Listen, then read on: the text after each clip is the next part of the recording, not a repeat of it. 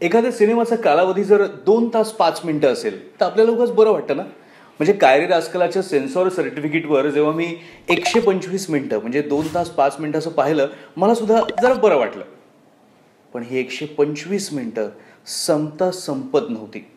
नाही म्हणजे काही सिनेमे संथ असतात, काही सिनेमे हळूवार असतात, पण कायरे रास्कलामधली शेवटची 30 मिनिटं जी आहेत ना, डोकेदुखी. म्हणजे डोकेदुखीचा फॉर्म्युलाच. तुम्हाला डोकेदुखी हवी आहे? कायरे रास्कला बघा.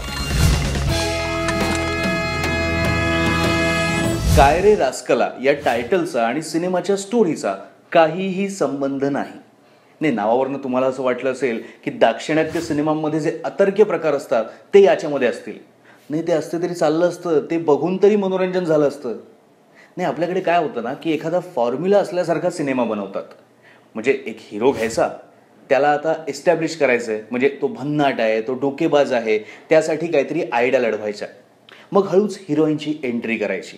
मग हिरो हिरोईन भेटणार, मग त्यांचे ड्रीम सॉन्ग. ते पण कसं, तर हिरोने निळ्या आणि पिवळ्या रंगाचे पारदर्शक शर्ट घातलेले असणार आणि हिरोईनने सुद्धा निळ्या आणि पिवळ्या रंगाच्याच साड्या पारदर्शक नसलेल्या त्या घातलेल्या असणार. शक्यतो जुन्या किल्ल्यावर वगैरे कुठेतरी हे गाणं शूट करायचं. बाकी जी काही मंडळी आहेत ना, त्या सगळ्या मंडळींवर सरसकट विनोद निर्मितीची जबाबदारी सोपून टाकायची.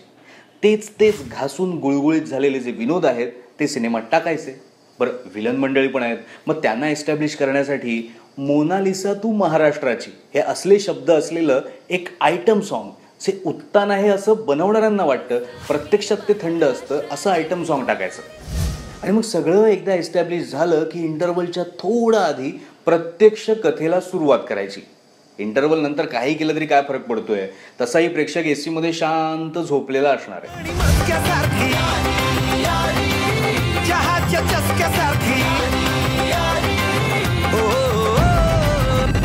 एक राणी, 2 राजे, जर हा प्यादा त्यांच्या आयुष्यात आणला.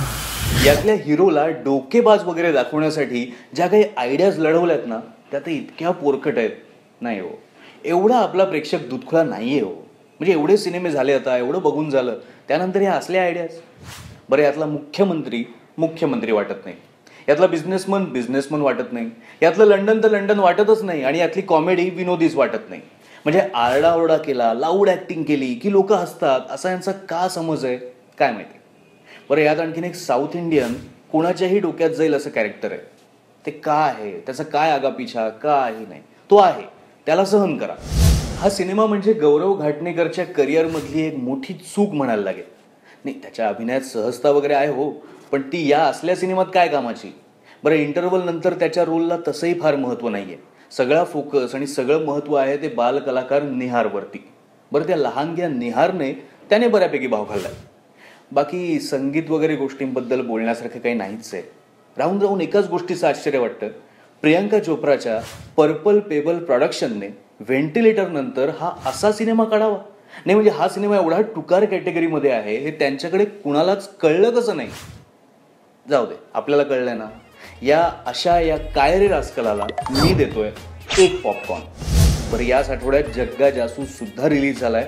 तो सिनेमा कसा आहे त्याचा रिव्ह्यू सुद्धा आमच्या या अद्भुत चॅनलवर नक्की बघा. आणि पॉपकॉर्न पे चर्चा हे जे आमचे व्हिडिओज आहेत ते तुम्ही लाईक करा, जास्तीत जास्त लोकांपर्यंत शेअर करा, त्याच्यावरती कमेंटही टाका, आणि सगळ्यात महत्त्वाचं आमचा अद्भुत चॅनल सबस्क्राईबही करा.